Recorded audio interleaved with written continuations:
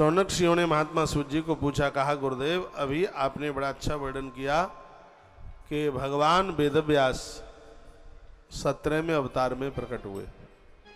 क्या यह वही व्यास हैं जिन्होंने श्रीमद् भागवत जी की रचना करी? कहाँ ये वही व्यास है। तो गुरुजी यह बताइए किसके कहने से और कौन सी जगह पर कौन से काल में भगवान वेदव्यास ने भागवत की रचना की है। हम भगवान वेदव्यास जी के बारे में आपसे पूछना चाहते हैं, ये आप कृपा कर देते तो कस्मिन युगे प्रवृत्ते स्थाने वाके नहीं तुना कुता संचोदिता कृष्ण कृतवान संगीता पुनि।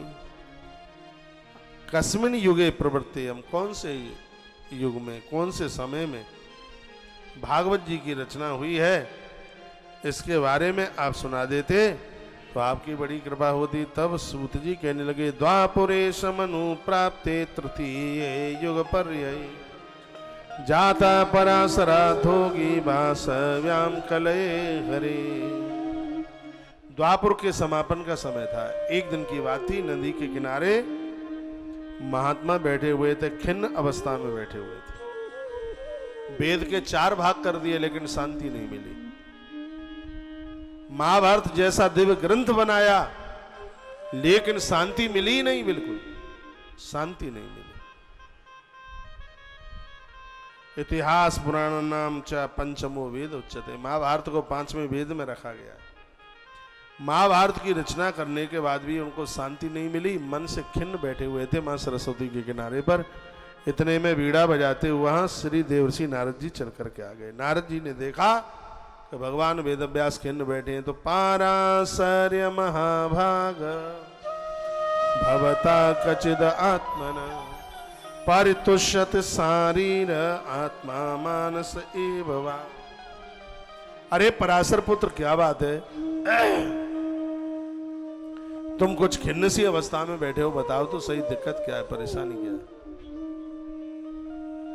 आंख में आंसू आ गए, भगवान वेदव्यास रो पड़े और उन्होंने वही बात बताई कि मैंने सब इतना साहित्य बनाया लेकिन मेरे मन को शांति नहीं मिली, मैं बड़ा दुखी हूं।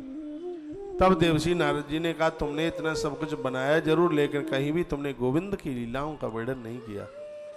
भगवान श्री कृष्ण की लीलाओं का वर्णन करो और मैं तुम्हें संकेत देता हूं कि श्रीमद् भागवत ग्रंथ की महारचना कर डाली है, जिससे तुम्हें भी शांति मिलेगी और जगत का भी कल्याण होगा। देवर्षि नारद जी ने 4 श्लोक भगवान वेदव्यास जी को सुनाए हैं और भगवान वेदव्यास जी ने उन्हीं 4 श्लोकों में से 18,000 श्लोक बना करके तैयार कर दिए। महाभारत समापन होती है, वहां से श्रीमद् भागवत जी का आरंभ होता है। जहां महाभारत पूरी होती है वहां से भागवत का आरंभ होता है। महाभारत में युद्ध है, जब तक जीवन के युद्ध समाप्त नहीं होंगे, भागवत का अर्थ है भगवान का हो जाना, तब तक जीव भगवान का हो ही नहीं सकता। काम क्रोध लोभ मोह मद मत्सर, ये सब झंझावात से आदमी निवृत्त नहीं होगा, तब तक वह भगवान का कैसे बन सकता है। आइए एक क्षण भगवान का नाम